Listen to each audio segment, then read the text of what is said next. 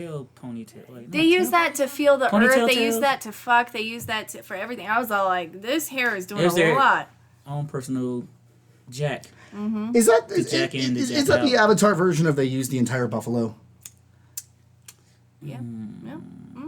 I don't even You're know the that saying. true villain here. Okay, let's go ahead and jump into today's episode of Escaping Podcast. The best podcast in Colorado Springs when it comes to all things geek, nerdy, and everything in between. And by everything in between, he means the minutes, seconds, and hours it takes to be in one bad day. Now, today we are talking about villains and their origin. As always, I am your host, Daniel Rojas, joined by... Yours truly, Kels for Show, a.k.a. Kels for Show Nuff. Whoa! Wow. Yeah. It kind of sounded like the same thing twice. But it wasn't. Oh. With us, as always, is our wonderful other co-host. Michelle with no intro. Still kind of an intro. Yeah, but you know what? This month I'm gonna find a villain intro at some point. Oh my God. I'm gonna find a name. Listen here, folks. You heard it here first. Get ready, buckle up, and batten down the hatches that are your genitals because Michelle is coming in with an intro at some point. Mm-hmm. So, villains. We did a little bit of villain stuff earlier on in the show, but it didn't feel like quite enough. You know, it was too much butter on not enough bread. Yeah, and it's a new format, Who Dis? So today we're talking about villains and their origins. It's the start of our villain series. Guys, who are some of the characters you're talking about today? Well, there's going to be a multitude of villains that we're going to be speaking about today, because there are a lot of them. So I have several personally that I would like to talk about. And more or less with me, I'm going to draw the parallel between various villains, because just like with superhero origins, there are a lot of common themes that overlap with each other.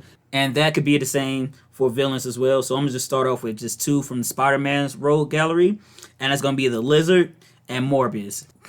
Yeah, man, and I guess we'll get into it in a little bit here, but the idea of they weren't necessarily trying to be villains when they started out. Exactly. So it's I always go nice. back and forth. I feel like Morbius isn't always. I think he's more of a hero than he is a villain sometimes. Exactly. Yeah, and with Kirk Connors, he had his arm amputated. I believe it was during the Vietnam conflict, because a lot of those characters Depending dealt with on which, continuity you yeah. deal with, or he was in an accident. But his whole point was to use his scientific mind to figure out how to incorporate the lizard's ability to regenerate limbs into human applications, so people like him and other vets and just people It's in always general. scientists fucking with something. Well, and Exactly. even in the case of the Man Bat in Batman, it's so similar to the lizard story, but Yeah. you know. Exactly. So he creates his lizard serum. He takes it, and guess what? It goes wrong, and he turns into a monstrous big ass lizard, like with Bruce Banner and the Hulk, or if you saw the first Amazing Spider-Man, which that sequence in that movie was pretty cool when he was finding the lizard in the high school. And he was like climbing up and around his body. That was dope. Not to mention the scene with Stan Lee as the librarian listening Yes. to the music. That, even in a bad movie, there that's always so are fun. golden nuggets, and that was definitely a little golden nugget in a shit of a movie. And then you have Morbius, who had a blood disease, and he was trying to use his scientific genius to figure out how to use the vampire bat's natural ability to somehow cure him of his illness, which he does, but also side effect, he turns into a bat human hybrid monster. And then, and both him and Kirk Connors, the Lizard, go through these run-ins with Spider-Man, not because they're necessarily bad for them. Most of the times they run into each other because they need something to either help them be normal or help them help other people. But in those means, they have to be kind of nefarious with them. And sometimes they just plumb fucking crazy. Like when the Lizard goes full lizard, he's just a straight animal, and he's in the sewers eating people or controlling a bunch of alligators in New York sewer, because that would happen in one of the X-Men run. Yeah.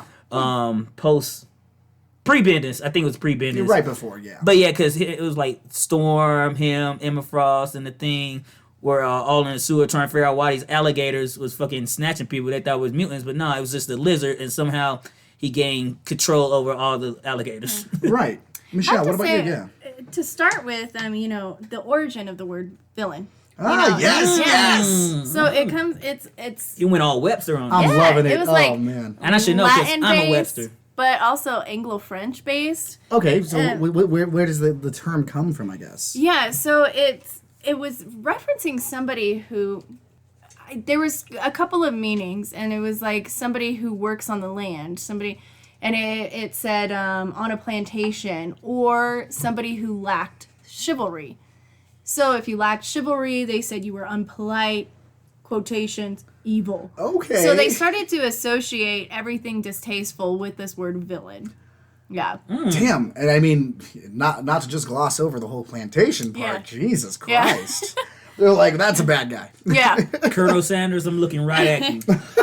And so, like, even in Killing Eve, I don't know if you guys seen that show. Oh my God. Villanelle is the main spy chick that kills people. She's the assassin.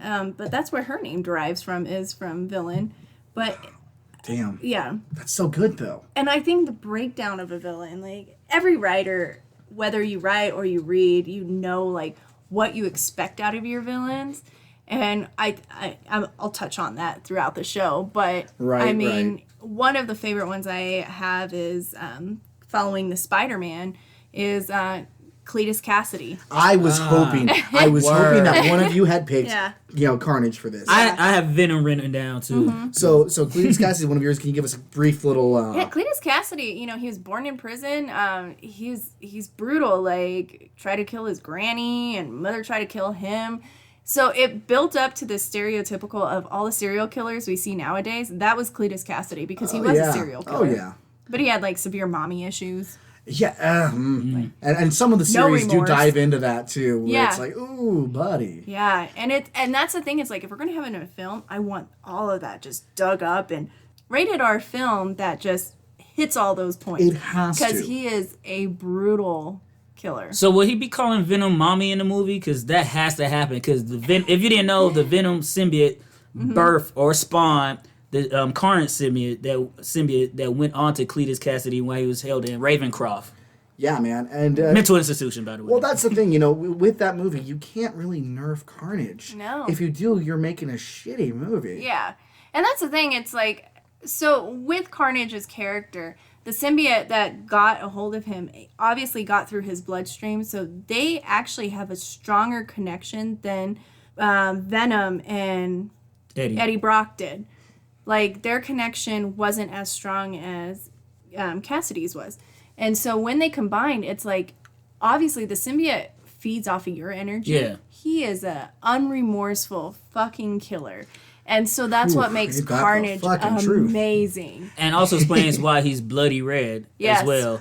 Yeah, it all reflects, Yeah. Yeah, and it makes sense too that the connection is strong because the symbiote is literally a part of his blood. It's not like with Venom, or like when Venom takes hold, like Peter Parker, or Eddie Brock, or Flash Thompson, the symbiote leaves. When it leaves Eddie, it's also leaving a part of itself too, because it's so intertwined with each other. And that high pitch, the sound, what was that frequency that can get the venom out?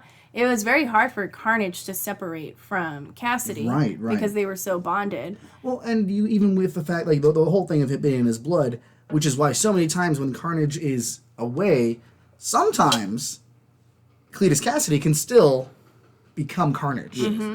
I have to say, though, he's one of my favorites as far as villains go. I mean, I have several, but Carnage is one of those favorites where it wasn't a scientist who fucked up an experiment. He was just a fucked up man, and he got the ability to even amplify that. And then what control do you have over him? You don't. Like in Carnage USA, which the artwork is amazing. And that's Carnage USA is fucking fantastic. Yes. And then what's the other one? There's a couple that go with that. Yeah, Maximum Carnage. Yeah. because that Carnage USA was the catalyst for me and Michelle getting reconnected. Yes, I think we talked at a nightclub for I don't know how long about Yes. that. Well, and Carnage That's USA true, too. Yeah. has some of my favorite things. One, it's in Colorado, so shout out. The art was amazing. The art Yes. was fantastic, but my absolute fucking favorite thing is when Spider-Man's talking to, I believe it's Hawkeye, and he's like, we should bring the Thing in on this.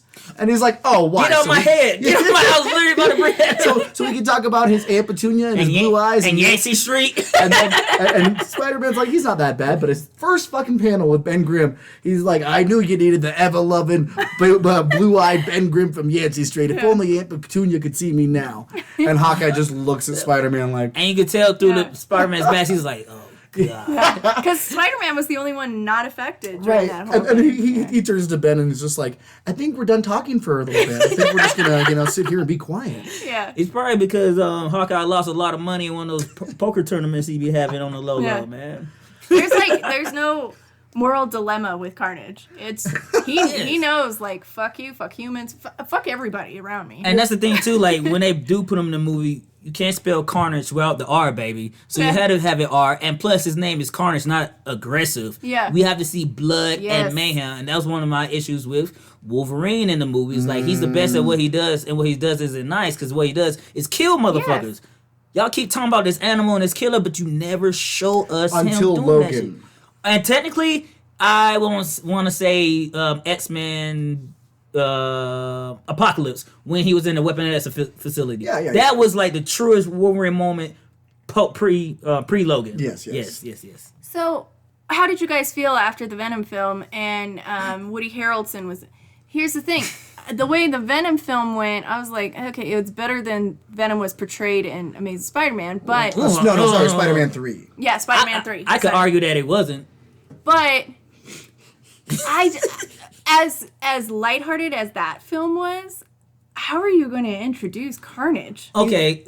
You'd have to definitely change the tone, Yes. and establish that right from the beginning, that this is not the same buddy movie that you're gonna see, because shit has changed. We don't need a buddy movie. We need a bloody movie. Yes. That's it. But the thing too, why I would argue that Venom in Spider-Man 3 was better than Venom in the Venom movie, is because of the one major factor that the Venom movie didn't have, and that's what, everybody? Spider-Man. Oh, I was. But the thing is too, is like, because I think the focus needed to be on Venom, though. Exactly. And at least they gave us a close comic book accurate origin to Venom outside of the Secret Wars element. Because his origin has been retconned so much. Mm-hmm. So the more streamlined version is he was a alien that was a costume that Spider-Man got in Secret Wars, came to Earth.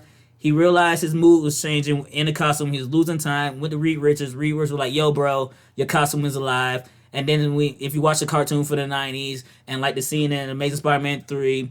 Spider-Man 3. Amazing Spider-Man 3 never happened. Exactly. Yeah. My bad, y'all. Sorry. Too many reboots. But it's the scene when he's in the bell tower and Sonics and Fire weaken symbiotes. And we've come to find out why, because the symbiote guy battled Thor back in the early eons of the universe or some shit. And Thor's lightning, the sound, struck him, and the heat from the lightning also affected the symbiote god. So that reverberated through all the symbiote spawns from him.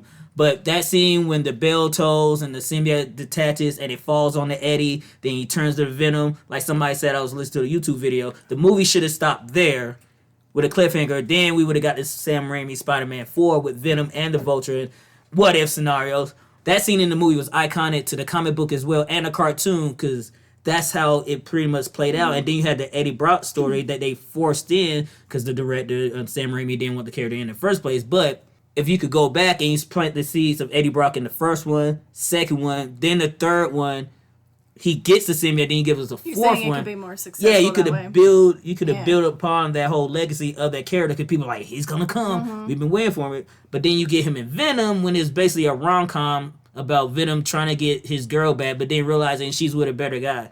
So getting this back to just where we need to be at this, what is it about these villains, or what is it about the catalyst that is so important that changes them? Because as we've seen with some characters, they don't start bad. No. What do you think, Dan? As far as, like, if you were to portray your best villain, like, what do you think are the main points that you strive to see in them? I guess for two of my favorite villains, one of the ones I really want to talk about today is Two-Face, because, depending on which version, he was a good DA. Yeah. He was trying to, make Gotham better. Other versions, he was DM. Corrupt. Yeah, I am a good DM. Mm-hmm. Thank you. Mm-hmm. So I'm going to lose half my face at some point.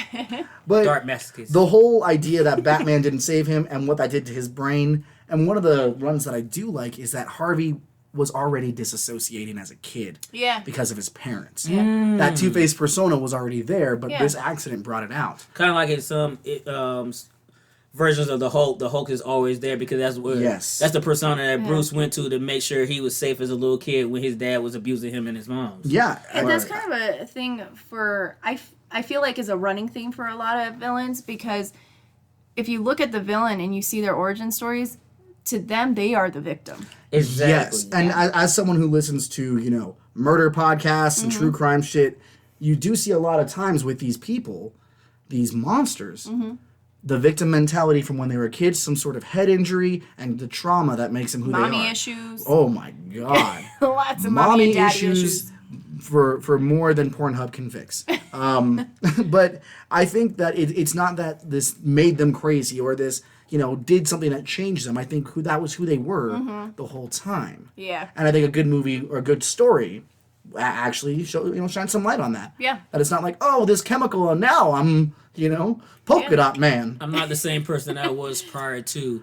Like the Joker said, it only takes one bad day for somebody to turn into a complete monster. But can they really do that if the monster wasn't there? Or are you saying it's more... The monster was there the whole time. The call was coming from inside the house. You know what I mean? Joker was very hard because Joker has so many different origin stories, and I think he makes a story to fit his environment at the time. Yeah. So he's one of those, like, yes, does he play the victim? Always. But which one is the real story of him? And even DC, because DC right now is telling the story of three Jokers because there's never been a definitive Joker origin. That's why I like Heath Ledger's Joker so much, because every time he talked about the scars, it was like a nod to one of his various quote-unquote possible origins in a comic book. Before Wolverine's origin was revealed, he had like the most mysterious origin in comicdom, but now we have the Joker, and we still like 80 years into his character being on print, and we still don't have a definitive what made him this. Who was he? Was he Joe Chill? Was he the comedian? Was he the original Red Hood? And the thing with Joker, too, so the new film that came out, I think a lot of people who are not comic book fans watch the Joker film and then they think that's the origin story. No, it's a great film about mental illness. And I think they touched base on society's stress on that, everything. We live in one. Yeah, and it was great portrayed onto one of our favorite villains. But if you are a fan of comic books or the Batman franchise, Joker doesn't have like a real origin story. So to use that as his main one and say that's how he is in every character, no, he's not the same Joker that like cut somebody's face and wore it like. No, it's the same thing as literally wasn't. It's the same thing as Western Christianity. Yeah. What denomination are you? What God is your God? So different.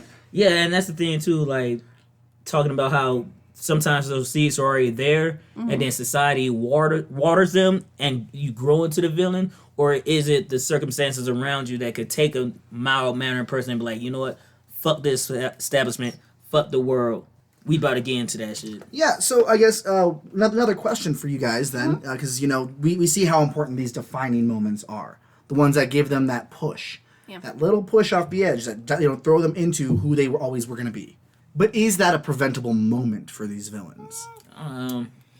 That's hard to say. I think they're already hardwired to what they're going to be. Okay. It depends, because what's the saying, though? The path to heaven is paved to hell. The path to heaven is paved with good intentions. Yes. But then you've also got the Kung Fu Panda quote that I fucking love. The road you take to avoid your destiny is the one that's going to bring you right to it. Exactly. And for this villain, his intentions, and that's the thing too, a lot of these villains, like I mentioned before, the Lizard and Morbius, even with Mr. Freeze, they had very good intentions. Like Mr. Freeze froze his wife and was trying to figure out a way to save her from disease, and in the process, he ends up being transformed forever, and his whole motivation is to save her. Until Harley melts her. Him in the animated series. Daniel didn't get there. I did. Okay, you did. Never mind. That was where his wife comes out. She's like, "Oh, my love, the love of my life. Did you find the cure for my very rare blood disease?" I'm like, oh, he was actually telling the truth. And it's just like, so and just good. like with Mr. Sinister, for example. Yes, Nathaniel Essex. Essex was a 18th century scientist, He's one of my favorite villains of all time. Yeah, it's like he was doing all the sciences, but he focused on genetics. And his son had a disease, and he was trying to figure out how to cure his son. So he started experimenting on the lowlifes, the Morlocks, the vagabonds in the district that nobody cared about. Like China does with their prisoners. Yep. Doing all of that shit. And then, like, his wife got wind of it. She was dying. He was found by Apocalypse, and Apocalypse transformed him into the version that he's most popularly known as. And from that point on, he was always under Apocalypse's thumb because Apocalypse needed somebody to help him genetically engineer his own decaying body and help him also usher in the new age of mutant superiority. Okay, the fact that you brought up Apocalypse, I gotta ask, because if you know, then you know. But we're talking about there's shit that's hardwired into these characters. Yeah. That it is who they are genetically and mentally. Now, what happens when you have a perfect clone of someone like Apocalypse who is raised to be a hero? You're gonna find a lot of strife in their life. No, that's Cable. No strife. No, No, it's Cable. Strife was the real one, but Cable was supposed to be the imperfect. I'm talking about Evan. Oh, you talking about Evan? See, there's so many. See, that's one of the things with that A X-Men. perfect clone of Apocalypse that was a little baby that the X-Force was supposed to come and kill because it's a clone of Apocalypse, Yeah. and instead is brought to the Institute, is raised to be a hero. And Yeah, that's like having twins and they're two separate homes. entities. Yeah. But the funny thing about that, X-Force is the X-Men's hit squad. But the person that said we can't kill kids, I don't do this shit, was who? Fucking Deadpool. The one that the X-Men do not want to deal with, associate with. But he was the moral conscience. He said, I know I do a lot of scummy things, and I'll kill anyone, but I draw the line at killing kids. Exactly. And they're all like, wait, he can't be the good one here? Yeah. It's Deadpool. Chimichanga, y'all.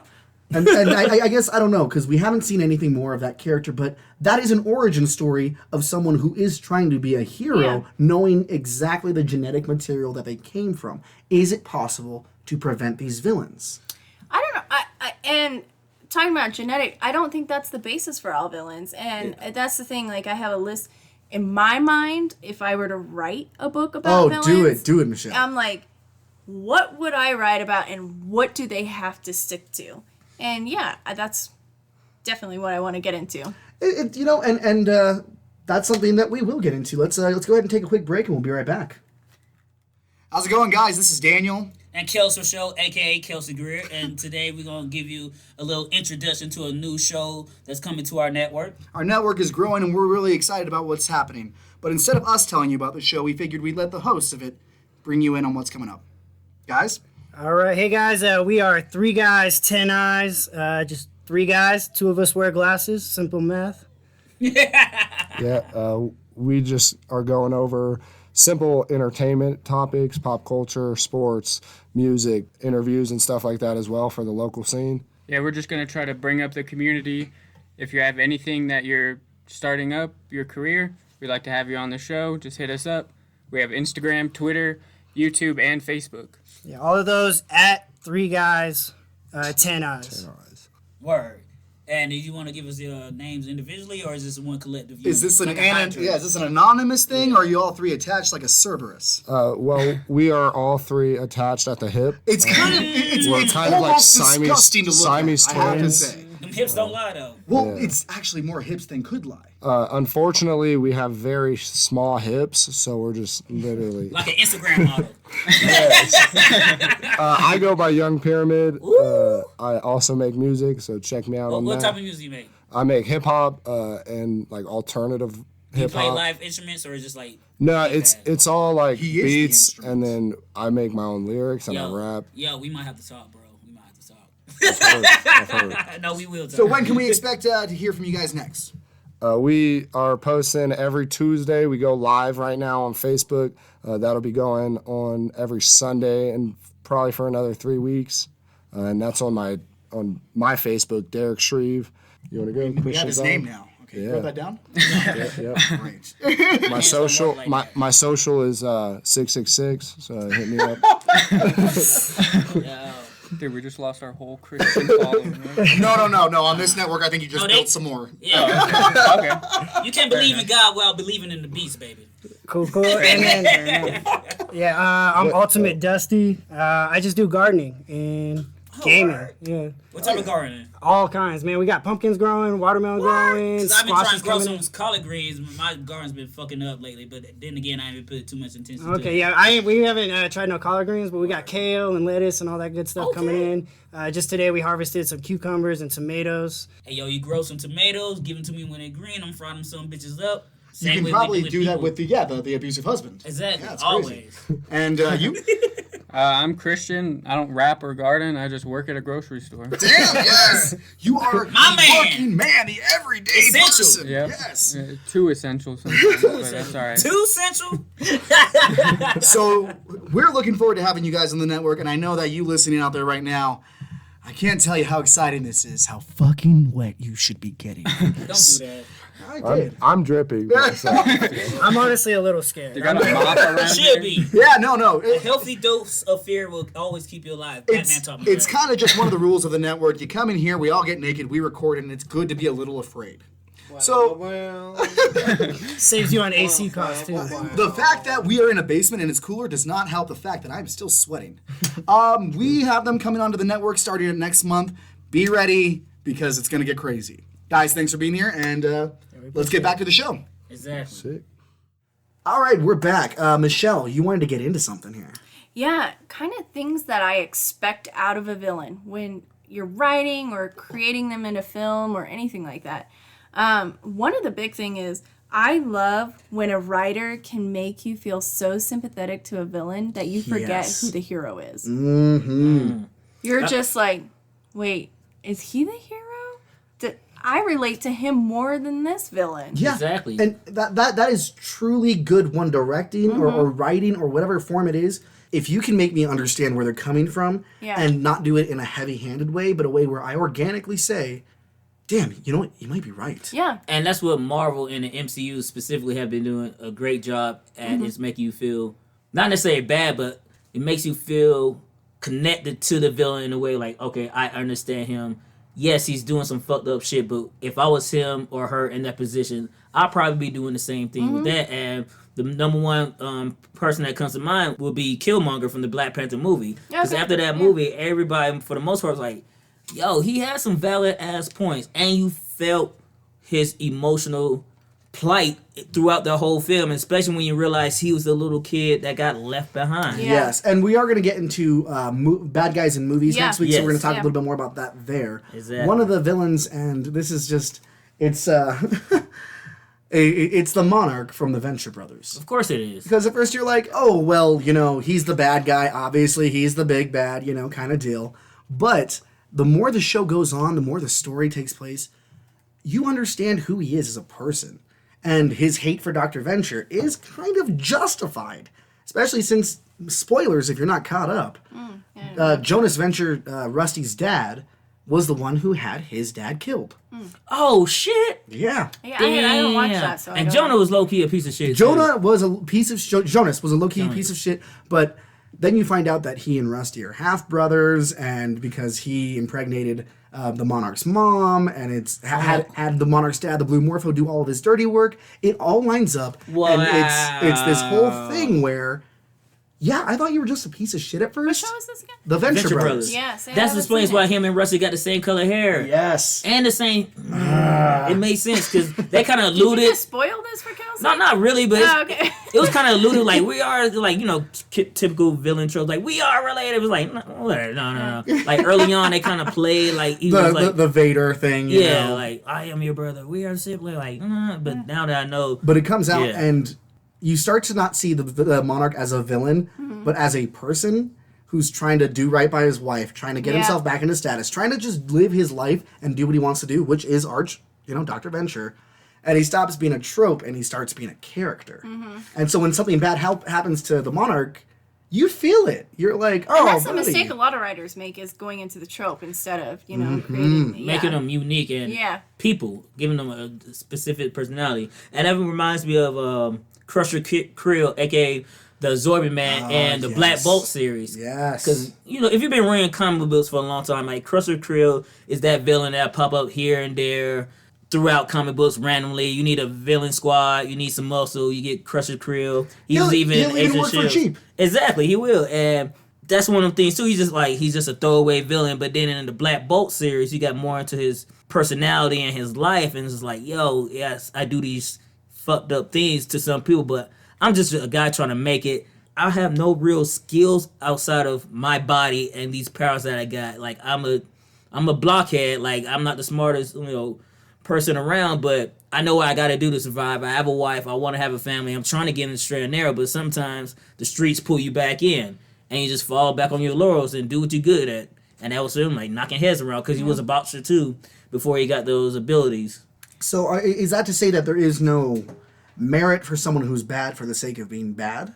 No, I mean, like I said, Carnage is bad for being bad. Yeah. And sometimes you like that, and this shows you like the different levels of villainy too. Like, what's the difference between bad versus evil?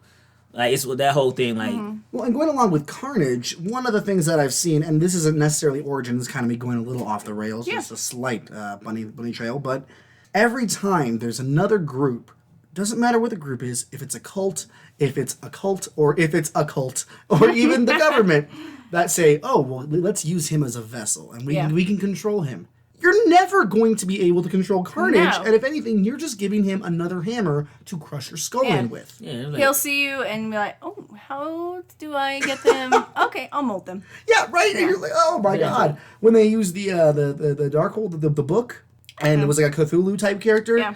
and they're like, okay, well, you're just going to be used for this. And for a second in the first issue, you're like, okay.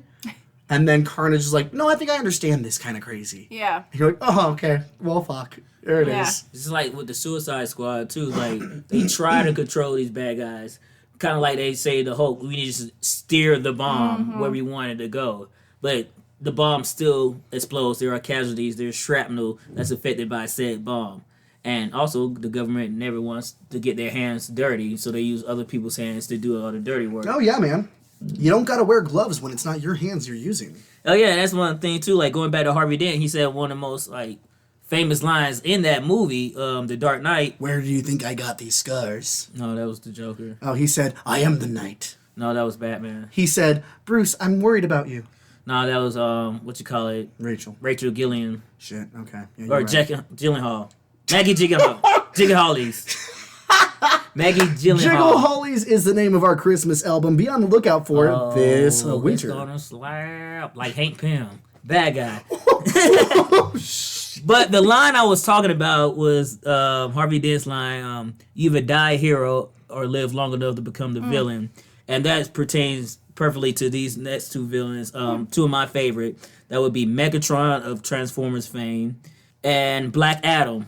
I thought we were talking about that in Robots Back. Yeah. Well, I'm just bringing up their origins. Oh, okay. Okay. Because these both were people that came from the streets of their respective cities. Because Black Adam came up from the streets where he was at. He gained power and toppled that government because they weren't treating the people right. Because the person he looked up to was used to be about the people. Then he be about the people. Then he was like, yo, you lost your way. Now I'm here. I got the power. I'm a rule this land and protect my people. Same with Megatron. Because in Transformers, you just think there's always Autobots and Decepticons. Like, no, they're all Cybertronians. But then there was hierarchies and classism, too, with the robots. And then you had these slave bots that were in the Energon pits that mined the Energon for the wealthy bots above to live their lavish lives. But then they also had these gladiatorial battle arenas, and Megatron came up through the ranks. Yes. He was going by a different name, but he adopted Megatron after Megatronus, who was a previous Dark Prime. Fun fact, his original name was Steven. Yes. Yes, that makes sense because Orion Pax was Optimus Prime. So Megatron came up through fighting, literally fighting for his people, got to a position was like, now we can overthrow those that sit up top. I am Megatron now. You are my Decepticons. But now, if you're not rolling with them, he's the villain. Just like how Black Adam now is a villain to a lot of people in the DC universe outside of his home country. So it's always fascinating to see those stories as well. Absolutely. Because even you could do that shit with, say the same thing about Namor and Atlantis. Because Namor did technically debut as a hero, but more times than other, he's been a villain to those heroes that didn't align with the protection of Atlantis. Because just like Black Panther, his nation comes first. And the only thing that separates Namor and Black Panther is like T'Challa is more noble in his rights. Even though if he wanted to, he could be radicalized and be like, yo, anybody step foot on Wakanda, we blowing you all up the smithereens. But T'Challa's not. He's not that type of person to be blood first. He's like, let's work this out diplomatically. But Namor's like, nah, I'm the king. Do what I say or you catch these fish hands. I think the other big thing is, like, with every villain, you can't be a villain without your counterpart. And Absolutely. I think that's, you have to have a very strong purpose as a villain, and you have to be an arch enemy to somebody. Moriarty to Sherlock. Absolutely. So And you what a need that. fucking good rivalry Yes. that is. They're both geniuses. To go along with what we talked about last Yeah. week at the end of our series, Light and L. Yes. You have to have someone else who's playing that mental 3D chess. Yes. Hell And yeah. it makes it better because if you're going up against just someone who is good for the sake of being good and they don't even know that you are their arch enemy, it's not worth it. Like now. you talking about Dr. Venture and the Monarch. He's like, who is this guy? Right. Yeah. Yeah. Who's these butterflies? What is it in Venture Brothers where he's like, how long have we been arching Venture? Yeah. And Dr. Mrs. the girlfriend at the time goes, I don't know. Marky Mark still had a funky bunch. Where Moriarty and Sherlock, they both have that eye for things. Yes. They can see the clues. But he knows how to play Sherlock because he knows how to frustrate him.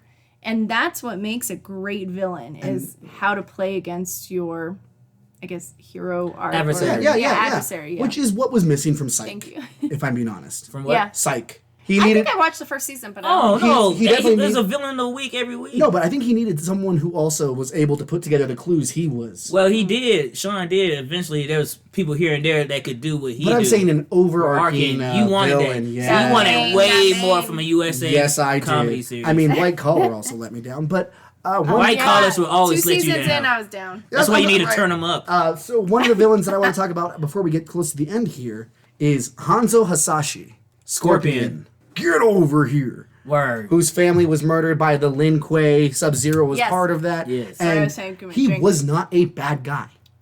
Well, before that, he Yeah. was there to protect his family.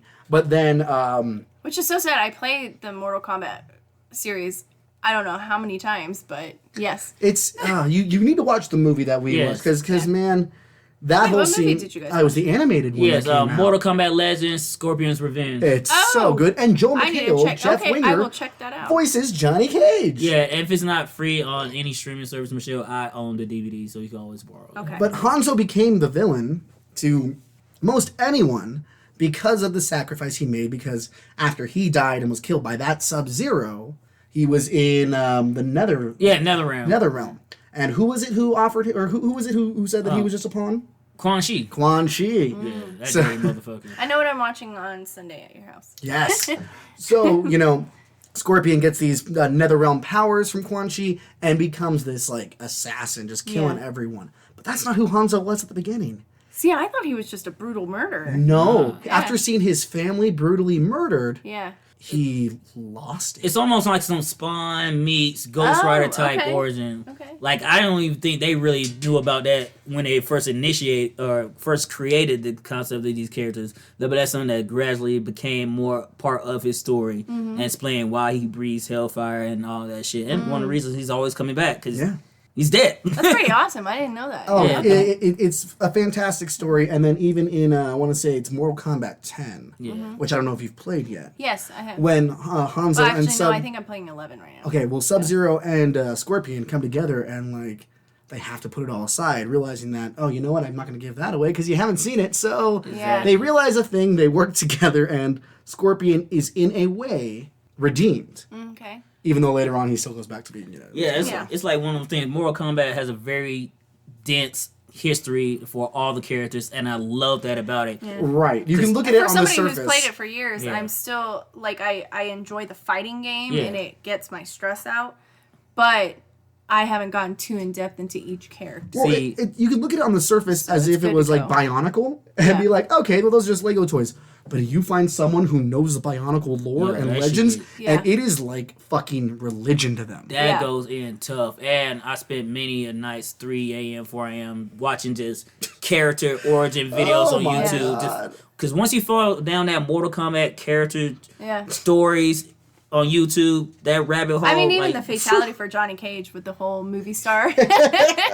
classic. you get a glimpse of who he really is. Yes. Hell yeah. And speaking of like that too, like speaking about adversaries, because Avatar: The Last Airbender is Yeah. always popping. It came out on Yeah. Netflix earlier this year, a couple of months ago. Now Korra's out, and just think about that. Even like Zuko was supposed to be the antagonist to Aang, but you grow and realize with him that he's not the bad guy. Really, it's his father, and that gives so much layers to this series and makes you realize like you could start off one way but become who you truly meant to be. Yes. And that definitely could be, because we're going to touch upon about when good guys go bad later on in the series, but you never know who's the bad guy, and that's once again it's always perception, because watching Avatar they was like, oh, the Fire Nation is supposed to represent this type of country, but now you look at it in different lands like, oh, we kind of Fire Nation-y. Like we burnt down some shit and said nah, we did it for the betterment, but I'm like well, that's the thing, it's like suddenly who's the villain, who's the hero. Exactly. And Avatar, we could talk about Avatar all day. Yeah. But Avatar did such a good job of making you resent Zuko in the first season, and then throwing that curveball. And then you're like, oh, Azula might actually just be the big bad. Yeah. And the thing too, like what I love about the new War for Cybertron series on Netflix was the fact that we see Megatron spew his Decepticon propaganda towards all the other Decepticons and Cybertronians on the world. Because as soon as he fight with Optimus Prime, he's like, see what the Autobots did. Yeah. They don't want you to be happy. They're stealing your energon that you work for so they can do their own things. We as Decepticons need to put our fists down on their throats. I'm like, which we're going to get into later in this month is evil robots. And that was had me like, robots in disguise. Yeah. Exactly. No show Optimus Prime. Yeah. And don't get me wrong, I mean, there's a lot of, even Harley Quinn is supposed to be a villain. I sympathize with Harley Quinn fully. Like, she's just always having a manic Monday. Yeah, she is. Well, I mean, I totally am Poison Ivy versus. Oh yes, absolutely. You have the whole. You hate people. Yes. You love plants. And I will say with her current animated series. That's justification, guys. To the listeners, both of my guys think I am Poison Ivy. So. Yeah, and we're here to help you with whatever you need there. Yeah, that's why you always make me itch when I'm around you. Well, no, you need to go get that checked out, dude. Ooh, COVID. I'm gonna stay away from hospitals. I wouldn't say COVID. I'd say maybe something more sexual. Anyway, Ivy is such a great character in that show because even in season 2, where she's like, "Yeah, let's go do some evil shit," and Ivy's like, "Well, I wouldn't call it evil. Saving the world shouldn't be evil, but please help me with my plans." We're neutralizing the evil. Yeah, and with me and Michelle not gonna speak too much about season 2 because Daniel still hasn't finished it. I'm 3 episodes away. Yeah. Ooh, getting close. This show has big Community and Venture Brother vibes to it, which is why I think you should watch Venture Brothers. And Community. Okay. Because as soon as I heard the animated series and I got access to it, I was like, and crack. Don't let Batman hear you say that. And then I was like, oh my God, I am Poison Ivy. Yeah. What is it? Oh, your bachelorette party gonna be lit. Ives, how did you do this? I ate an orange and shut out a shit. Wait, so shut out a seed. So did you get to the episode when the whole city got turned to like a race car track? Yeah. That episode? Wait, the Harley Quinn Highway? Yeah. I've seen that one. Yeah. And the old man was a transformer. Oh, man. A long time ago in 1984, there was a progress. Wait, so did you see the King Shark Go Home episode yet? No. Okay. Oh, God, yeah. That's But you did see when they went to college. Mm-hmm. And the dean was the dean? Yep. Dean was the Dean, Riddler, and Two-Face. I never met a cartoon character that related my personality so well. Yo. I think the fact that here's who I'm most proud of. We're going a little bit off. We're about to be at the end, but here's who I'm most proud of in this show, and it's Clayface for becoming because he's Clayface. God, I love him. Method. Yes. When he turned into the sorority chick, like, oh my God, Brad tested me. At the end. And then he's like, oh my God, I'm like, fucking Clayface, I love it. And he's not like an human actor, truth. and he's like, and I am. The fact that he's talking as this sorority girl, but every now and then he's like, gosh, like, when the are we Southern going guy? to? Yeah. I'm voice- just a simple Southern gentleman.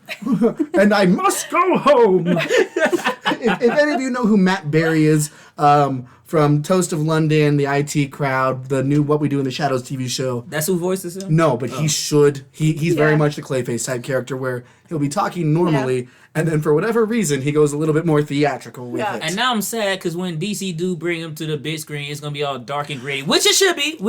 But I would love to see this version. I didn't even know I needed this version of Clayface in my life until now. I'm saying I didn't know I needed the anime version of any of them until that. I'm saying that after seeing that King Shark is going to be in Suicide Squad, I need Ron Funches just to still voice him. That's what I heard. And plus, Fucking Clayface reminds me of Professor Orpheus from Vince's brother. Yes. Oh, the darkness! There's Yeah. Oh, sweetie. We Conjuring should the start a Dark Lord. petition. We've got to I was start a gonna say, petition. Oh, sweetie, conjuring the Dark Lord is nothing and raising the boys from the dead. All I need to do is hold this up and say, by the power of the... what was How the do we name of start a petition for this? Order of the Triad. Order of Triad, and what's old buddy name? The Blackula Slayer. Jefferson Twilight, he's a Blackula Slayer. No, I killed Blackulas. What? My mama was killed by a Blackula. Black vampires. I killed Blackulas, not white vampires. Just Blackulas. I have to say for one Black on last black thing supernatural for crime? villains.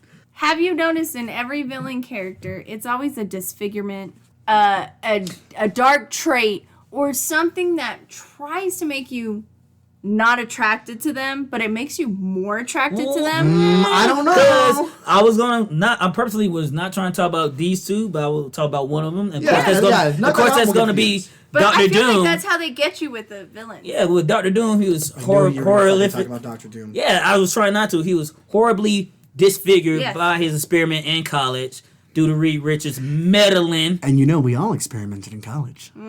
If we win, we just if you didn't win, you just experimented My on the street. wasn't a confirmation.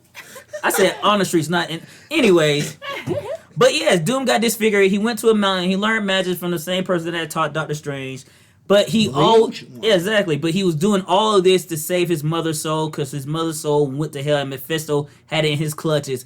And every year, Doom would battle Mephisto for her soul, and he teamed up with Doctor Strange in one of the most classic team-up comics of all time, and he won. Doctor Doom bested the devil. So does that mean he's worse than Satan himself? Ooh, I like that.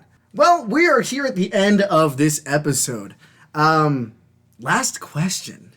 Out of all these villain origins, which one would you say is your favorite? And if you had a villain origin of yourself, what do you think that catalyst would be?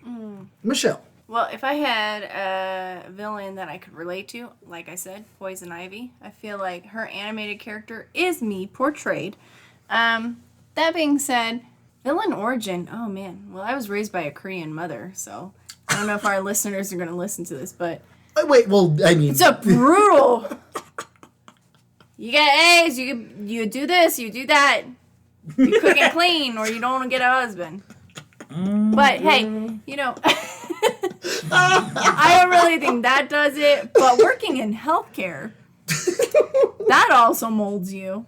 I love what I do, but patients really try you. I mean, they talk down to you. They verbally abuse you.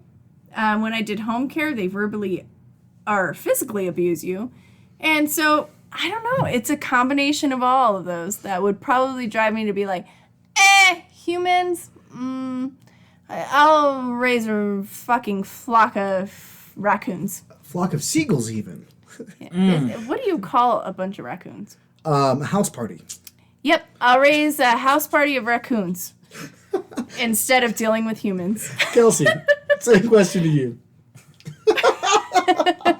Yo, the jokes I want to make, but I won't because BLM, yo. No! And it is what it is, baby. Say it is. It is. It is what it is. Say what joke? Oh, there's too many, girl. I can't play. To find out more about those jokes, find Kelsey on the street where he is experimenting and ask him about it. Word, just like Senator was experimenting on the He streets. can't say it on the show because then if I repeat it when I'm out drinking, then it's like, ooh.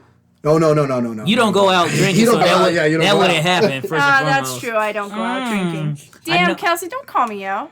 I ain't calling you out, I'm just speaking facts, and the truth is written. But my favorite villain origin, it's hard for me to pick just one.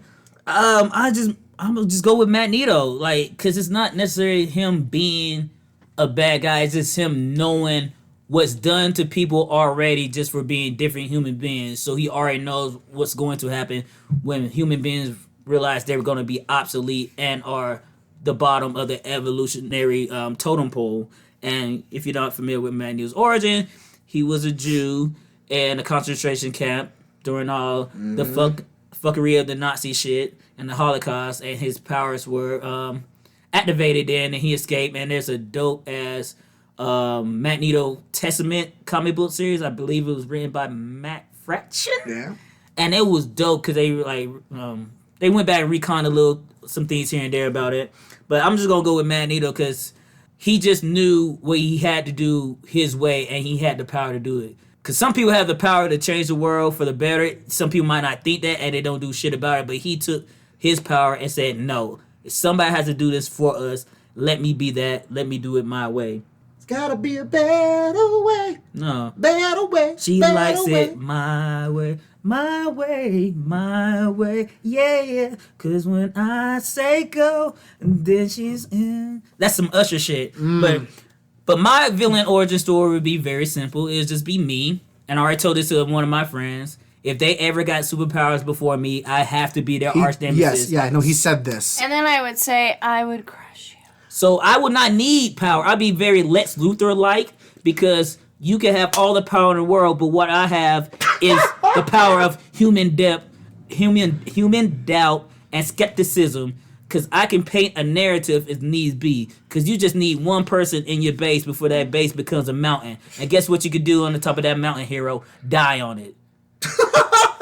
Ouch. Okay, so for me, I'd have to say my favorite one, and this is out of the field, Gorilla Grodd. I love Gorilla Grodd because they were just a bunch of gorillas, apes out there, and then a spaceship crash lands, and they all get these powers. And I love the idea of that sentience kind of seeping in, and then they're like, oh, let's end this. I've got telekinesis and telepathy. Ooh, about to be real Planet of the Apes up in here. Where's Andy Serkis? He's going to be one of us. It's a whole thing. Word. As far as my origin, I think it'd be something like it's a late night, I have too many episodes to edit, and there's an accident with the microphones. And I get electrocuted and I wake up with sound waves. I would play in Chernobyl. So you want to be the vibe? I said I would play in Chernobyl. No. You want to be Cisco? No, Not thoughts on Cisco. No. You wanna be Cisco. Who's the other one from that Spider-Man series? The one from the retconned his childhood, where there was what is his name? And he does the sound waves. No, it was someone who Peter even hired later on at Peter Parker Industries. Oh, I didn't read all that shit. Anyway, it's not Vibrex because I think he was a. No. He was a blonde dude. Yeah, I'd be the vibrator. They'd call me the vibrator, and you know what? I aim to please. So this is the end of our show. Thank you all for listening. Thank you guys for being here. If you want superpowers, go to Chernobyl. If you want superpowers, baby, you've already had them. The real power lies within you. If you've ever Black Widow or Chernobyl. If you've ever been able to make anyone come more than once, then you already have a superpower. Michelle, Kelsey, where can the people find you? Anything you'd like to plug? And I know something you like to plug. Hey-o. Michelle. Your butt. I am Emily Gideon on Instagram.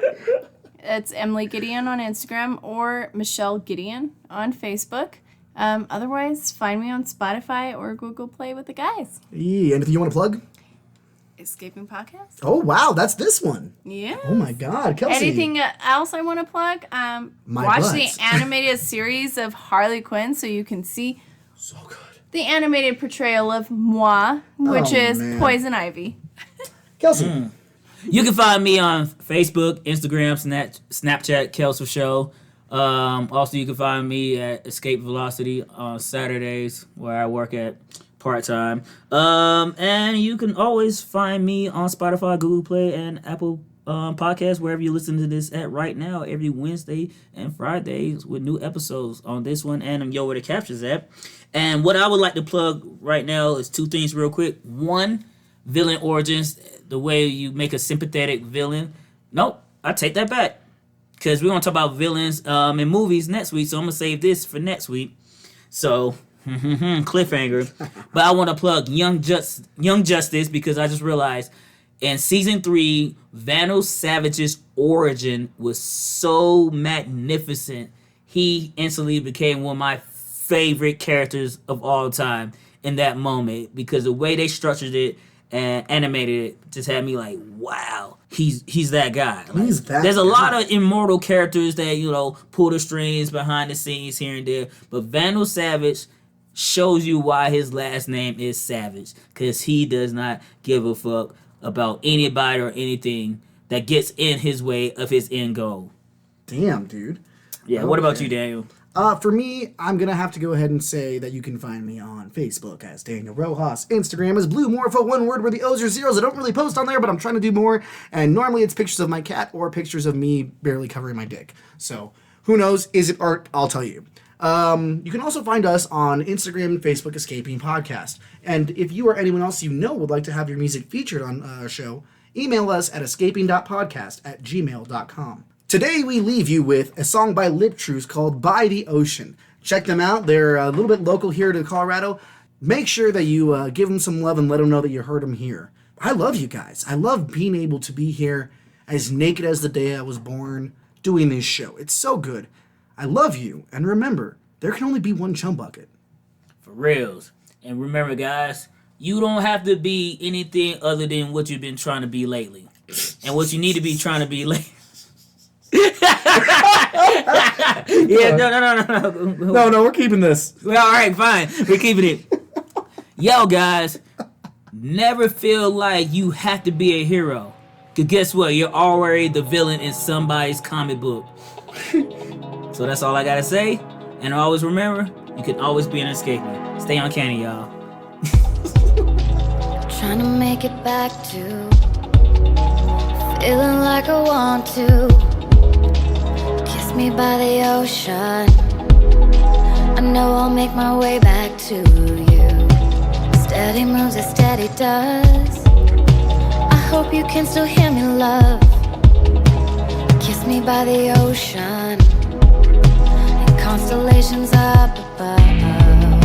They're telling me to listen hard, like I've tried